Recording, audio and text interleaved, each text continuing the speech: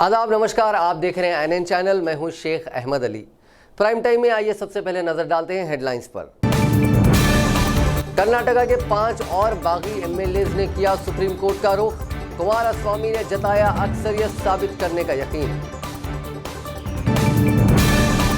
गोवा के बाद अब वेस्ट बंगाल में भी दीगर पार्टियों के 107 एमएलए होंगे बीजेपी में शामिल। तेलंगाना के भी कई एमपी शामिल होंगे बीजेपी में। साबिक मरकजी वजीर बंडारू दत्तात्रेय का खुलासा। बल्दी इंतखाबात के इनेकाद में टीआरएस हुकूमत ले रही है जल्दबाजी से काम, कांग्रेस पार्टी ने लगाया इल्जाम। पीर के रोज हैदराबाद के कई इलाकों में नहीं सरबराह होगा पीने का पानी। अब खबरें तफसील से। कर्नाटक में जारी सियासी बहरान के बीच कांग्रेस के 5 और बागी एमएलए ने हफ्ते के रोज सुप्रीम कोर्ट का रुख किया।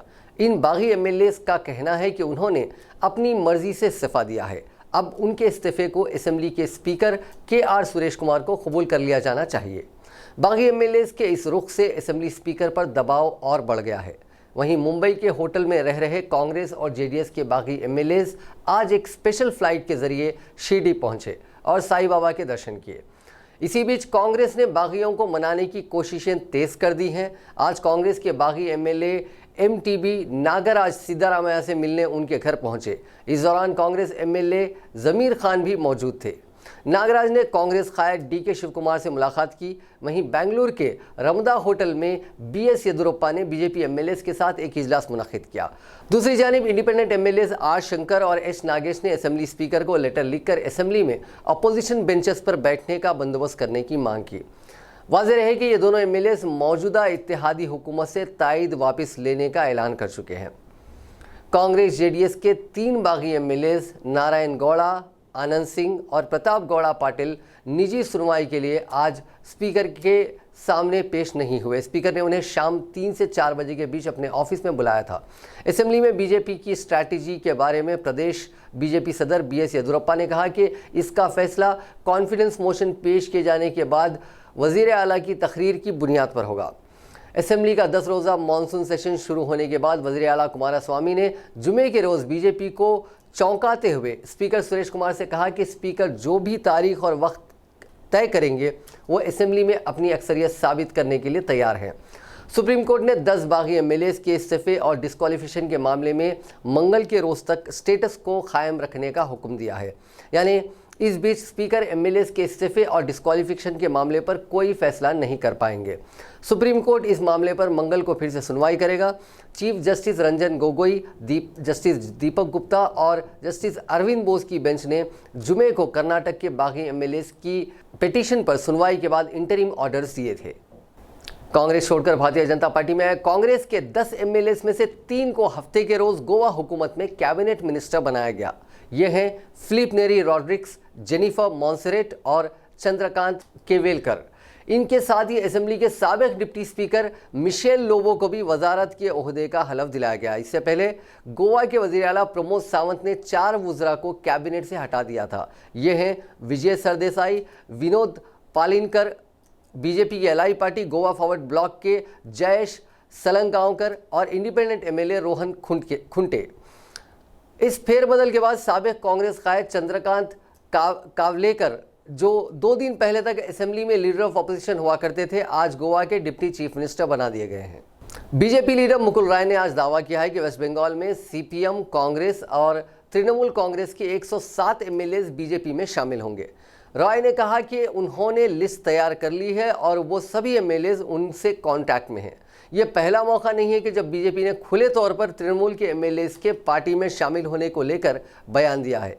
इससे पहले लोकसभा इंतखाबात की मुहिम के दौरान वजीर आजम नरेंद्र मोदी ने कहा था कि तृणमूल के 40 से ज़्यादा एमएलए उनकी पार्टी के टच में हैं।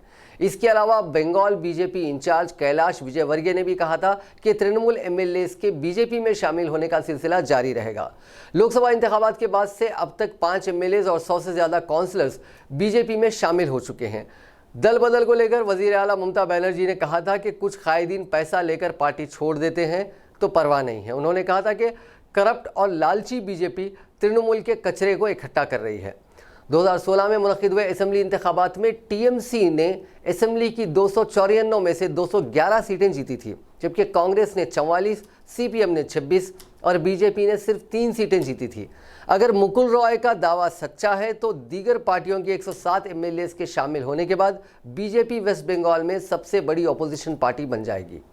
बहुजन समाज पार्टी की सदर मायावती ने मॉब लिंचिंग के लिए सख्त कानून बनाए जाने की मांग करते हुए कहा कि इसके शिकार अब सिर्फ दलित, आदिवासी या मजहबी अक़लियतों के लोग ही नहीं बल्कि पूरे समाज के लोग और पुलिस भी बन रही है।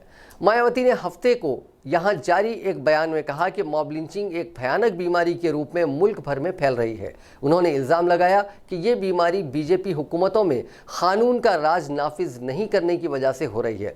उन्होंने कहा कि मॉब लिंचिंग के वाक़यात पहले भी इक्का दुक्का हुआ करते थे, लेकिन अब ये मामले आम हो गए हैं। सुप्रीम कोर्ट ने भी मरकज़ी और रियासती हुकूमतों को इस पर संजीदगी से काम करने के अहकाम दिए हैं। उन्होंने इस बात का इस्तक़बाल किया कि उत्तर प्रदेश मॉब लिंचिंग पर एक नया कानून बनाएगा जिसमें जुर्म साबित होने पर उम्र कैद की सज़ा मिलेगी। असम में भारी बारिश से आए सैलाब से आम जिंदगी मुतासिर हो गई है। बारिश और सैलाब से यहां अब तक 6 लोगों की मौत हो चुकी है और 7,000 से ज़्यादा लोग अपना घर छोड़कर रिलीफ कैंप्स में रहने पर मजबूर हो गए हैं। सैलाब से रियासत के 33 ज़िलों में से 21 ज़िले बुरी तरह मुतासिर हैं। इस सैलाब से रियासत के 8 लाख से ज़्यादा लोग मुतासिर हुए हैं। असम डिज़ास्टर मैनेजमेंट टीम की एक रिपोर्ट के मुताबिक जुमला 1156 गाँव के 8 लाख से ज़्यादा लोग इस सैलाब से मुतासिर हुए हैं। रियासती हुकूमत लगातार राहत और बचाव का काम कर रही है। इस सैलाब से 27,864 हेक्टेयर की फसल को भी नुकसान पहुंचा है। रेल में सफ़र करने वाले मुसाफिरों को थोड़ी मुश्किलों का सामना करना पड़ेगा। 15 से 22 जुलाई तक नई दिल्ली रेलवे स्टेशन से चलने वाली 80 ट्रेनें रद्द कर दी गई हैं। इतना ही नहीं, 57 ट्रेनों के रूट्स में भी बदलाव लाया गया है। दरअसल नई दिल्ली से तिलक ब्रिज रेलवे स्टेशन के बीच 5वीं व 6वीं रेलवे लाइन शुरू करने के लिए नॉन इंटरलिंकिंग का काम किया जाना बाकी है, जिसकी वजह से यह फैसला किया गया। मुसाफिरों को सबसे ज़्यादा दिक्कत का सामना 18 से 21 जुलाई के बीच करना होगा, क्योंकि उसी वक्त ज़्यादा ट्रेनों को रद्द किया गया है। अफसरों का कहना है कि 2 नई रेलवे लाइनें शुरू होने के बाद नई दिल्ली से ट्रेनों को वक्त पर चलाने में मदद मिलेगी। जानकारी के लिए बता दें कि इस वक्त नई दिल्ली से तिलक ब्रिज के बीच 4 लाइनें हैं। ट्रेनों की तादाद के हिसाब से ये काफ़ी कम है। दरकार लाइन ना होने की वजह से नई दिल्ली आने और यहाँ से रवाना होने वाली ट्रेनों को वक्त पर चलाने में परेशानी होती है। नई रेलवे लाइन्स बन जाने के बाद ये परेशानी दूर हो जाएगी। बीजेपी के सीनियर कायद व साबिक मरकजी वजीर बंडारू दत्तात्रेय ने आज एक सनसनीखेज बयान देते हुए सियासी हलकों में हलचल पैदा कर दी है। एक तकरीब में शिरकत के बाद मीडिया से बात करते हुए दत्तात्रेय ने कहा कि अनकरीब तेलंगाना से ताल्लुक़ रखने वाले अरकान पार्लियामेंट बीजेपी में शामिल होने वाले हैं। उन्होंने दावा किया कि रियासत में हुक्मरान टीआरएस जमात की मुतबादिल बीजेपी ही है। दत्तात्रेय ने कहा कि टीआरएस के रुकन राज्यसभा डी श्रीनिवास के अलावा इस पार्टी के कई अहम अरकान पार्लियामेंट बहुत जल्द बीजेपी में शामिल होने वाले हैं। इसी तरह रियासत के कांग्रेस अरकान पार्लियामेंट भी बीजेपी से रब्त में हैं और वो किसी भी वक्त पार्टी में शामिल हो सकते हैं। साबिक वजीर ने कहा कि हालिया पार्लिमानी इंतखाबात में चीफ मिनिस्टर की दुख्तर कविता और करीमनगर के रुकन पार्लियामेंट विनोद कुमार की शिकस्त के बाद रियासत में चंद्रशेखर राव हुकूमत के जवाल के दिन शुरू हो गए हैं। दत्तात्रेय ने इस मौके पर सरकारी महकमों में रिश्वत सतानी आम हो जाने का इल्ज़ाम आयद किया। उन्होंने कहा कि महकमे माल के अलावा दीगर कई महकमों में बदउनवानियां उरूज पर हैं। बीजेपी के रियासती सदर डॉक्टर के लक्ष्मण ने कहा कि काफ़ी अवामी जद्दोजहद के बाद तेलंगाना रियासत की तश्कील अमल में आई है। नई रियासत की तश्कील के बाद यहाँ एक ख़ानदान की हुक्मरानी चल रही है। उस ख़ानदान से तेलंगाना को निजात दिलाने के लिए अवाम की नज़रें बीजेपी पर मरकूज़ हैं। उन्होंने आज सिकंदराबाद में तेलुगु देशम और दीगर जमातों के मकामी कायदीन और कारकुनों को बीजेपी में शामिल कर लिया। इस मौके पर खिताब करते हुए लक्ष्मण ने कहा कि सिकंदराबाद असम्बली हल्के में भी आइंदा इंतखाबात में बीजेपी का परचम लहराने वाला है। चंद्रशेखर राव ख़ानदान की हुक्मरानी और इस ख़ानदान की बदउनवानियों के ख़ात्मे के लिए अवाम मुकम्मल तौर पर तैयार है। इसी मकसद के तहत समाज के हर तबके के अवाम बीजेपी में जौख दर जौख दाखिल हो रहे हैं। उन्होंने कहा कि आइंदा इंतखाबात में अवाम का फ़ैसला बीजेपी के हक़ में रहेगा, जो जमहूरियत के तहफ़्फ़ुज़ में काम आएगा। बीजेपी के रियासती सदर ने कहा कि रियासत की तश्कील के 6 साल गुजर जाने के बाद भी सरकारी मुलाजिमतों पर तखर्रुरात नहीं हुए हैं। तालीम को तिजारत में तब्दील कर दिया गया है। जमहूरी इक़्तिदार पामाल हो रहे हैं। उन्होंने कहा कि अवामी तहरीक के ज़रिए बीजेपी को इक़्तिदार में लाने की कोशिश की जाएगी। लक्ष्मण ने कहा कि रियासत भर में बीजेपी की रुकनीतसाजी मुहिम चल रही है। हर गांव में बीजेपी की रुकनीत के लिए आवाम में काफ़ी जोश देखा जा रहा है। तेलंगाना कांग्रेस कमेटी ने बल्दी इंतखाबात के इनेकाद के सिलसिले में टीआरएस हुकूमत पर जल्दबाजी से काम करने का इल्ज़ाम आयद किया है। प्रेस कॉन्फ्रेंस से खिताब करते हुए साबिक वजीर व तेलंगाना इलेक्शन कमेटी के इंचार्ज एम शशिधर रेड्डी ने कहा कि बल्दी इंतखाबात मुनक्किद करने की मोहलत अक्टूबर तक है, लेकिन टीआरएस हुकूमत 1 माह के अंदर ही इंतखाबात का अमल मुकम्मल करने के इक़दामात कर रही है। मौजूदा बल्दी कानून के मुताबिक इंतखाबात मुनक्किद करने के बजाय जल्दबाजी में नए कानून को मुतारिफ करते हुए उसे असम्बली में मंजूरी देकर इंतखाबात मुनक्किद करने की ख्वाह हैं। उन्होंने जल्दबाजी में नए कानून को मंजूरी देने की कोशिशों को तनकीद का निशाना बनाते हुए कहा कि नए कानून की क्या ज़रूरत है। शशिधर रेड्डी ने कहा कि बल्दियात में वार्ड्स की हदबंदी भी राजदाराना तौर पर अंजाम दी गई, जिस पर कई बल्दियात में एतराज़ात पाए जाते हैं। इस सिलसिले में अब तक भैंसा और शमशाबाद बल्दियात के कायदीन ने हाई कोर्ट से रुजू होते हुए नई हदबंदी पर हुक्म इल्तिवा हासिल कर लिया है। इसी तरह रियासत के दीगर बल्दियात की जानिब से भी नई हदबंदी के खिलाफ हाई कोर्ट में मुकदमे दर्ज किए जाने वाले हैं। जो टाइम मोहलत इलेक्शन कमीशन की तरफ से हाई कोर्ट की तरफ से दिया गया है, हाई कोर्ट में ये केस डालने वाले स्टेट इलेक्शन कमीशन है, क्योंकि 2 जुलाई तक म्युनिसिपैलिटीज की टर्म खत्म हो रही थी। इसके बावजूद स्टेट गवर्नमेंट ने कोई हरकत नहीं की डिलिमिटेशन और रिजर्वेशंस के लिए। इसलिए स्टेट इलेक्शन कमीशन की जिम्मेदारी बनती है कि हर 5 साल कॉन्स्टिट्यूशन के हिसाब से 5 साल में एक बार इलेक्शंस करवाने की। तो वो हाई कोर्ट गए, वो सही, वो बिल्कुल उसकी मैं तायीद करता हूं। और हाई कोर्ट ने स्टेट गवर्नमेंट ने 151 दिनों की मांग की पूरी प्री इलेक्शन जो रिजर्वेशन और डिलिमिटेशन का काम है उसको पूरा करने के लिए 151 दिनों की उनकी प्रपोजल थी, लेकिन हाई कोर्ट ने 119 दिन का मोहलत हाई कोर्ट के ऑर्डर में है। लिहाजा 119 दिन की जो मोहलत है ये पूरा होगा अक्टूबर 24 तक। स्टेट गवर्नमेंट में जल्दबाजी करके इस तरह से ये जमहूरियत के उसूलों के खिलाफ अपने जल्दबाजी और अपने मनमानी, जो रूलिंग पार्टी है, दूसरे अपोजिशन गुज़िश्ता जीएचएमसी के इलेक्शन में भी यही उनकी कोशिश थी। आखिरी मिनट में रिजर्वेशन का ऐलान करते हैं और दूसरे दिन से इलेक्शन का काम शुरू होता है। उस वजह से अपोजिशन पार्टी को कैंडिडेट्स चुनने में और अलग और फैसले लेने में दिक्कत आती है, और ये ऐसा करना ठीक नहीं है। तो इसीलिए मैं इलेक्शन कमीशन से हम या स्टेट गवर्नमेंट अपनी गलती को समझकर काम सही करें। 2 केसेस अभी भैंसा और शमशाबाद में स्टे ऑर्डर मिला है, गलत तरीके से डिलिमिटेशन हुआ है और जगह जगह से भी हाईकोर्ट में जा रहे हैं लोग। तो इस पूरी प्रोसेस को अलग तरीके से सही ढंग से स्टेट गवर्नमेंट करे। अगर स्टेट गवर्नमेंट अपने रवैये को नहीं बदलते हुए, जमहूरियत को गला घोटते हुए, जो उनका हमेशा रवैया रहा, इस तरह से वो आगे जाते हैं, तो हम इलेक्शन कमीशन दरखास्त करते हैं कि आपको जो स्टेट हाईकोर्ट ने जो मोहलत दी उसके अंदर बराबर कीजिए। उससे आगे बढ़ने के लिए हम नहीं कह रहे। 119 दिन स्टेट गवर्नमेंट के लिए दिए था और 30 दिन इलेक्शंस का प्रोसेस करने के लिए इलेक्शन कमीशन को दिया गया। तो 149 दिन का जो मोहलत है, 149 दिनों के अंदर आप इसको पूरा कीजिए। जल्दबाजी करके आप नोटिफिकेशन मत दीजिए। अगस्त में इलेक्शन कराने की बात जो सोच रहे हैं, इस पर गौर करना जरूरी है। हम भी इसके ऊपर बात करेंगे। हाईकोर्ट को सामने भी इस चीज को हम पेश करने की भी हम सोच रहे हैं। और दूसरी बात यह है कि अभी जो कानून है, म्युनिसिपैलिटीज एक्ट 1965 और कॉर्पोरेशंस एक्ट 1995, इसके तहत इलेक्शंस करवाने की हाईकोर्ट में ऑर्डर में साफ तरीके से कहा गया। लेकिन स्टेट गवर्नमेंट ये सोच रही है कि नई कानून के तहत जो नए वो असेंबली का एक स्पेशल सेशन बुलाया है इस महीने में 17-18 तारीख को, और इस नए कानून के तहत इलेक्शंस करवाने की उनकी जो पेशकश होगी ये हाईकोर्ट के ऑर्डर के खिलाफ जाएगा। तो और इस हाईकोर्ट जब कि जब बिल लाएंगे असेंबली में तो हम सीएलपी की तरफ से हम सीएलपी से बात करेंगे। सीएलपी की तरफ से मध्य प्रदेश में कहा गया है कि 6 महीने की मोहलत दी जाती है इलेक्शन से पहले रिजर्वेशन डिलिमिटेशन और रिजर्वेशन प्रोसेस को पूरा करने का।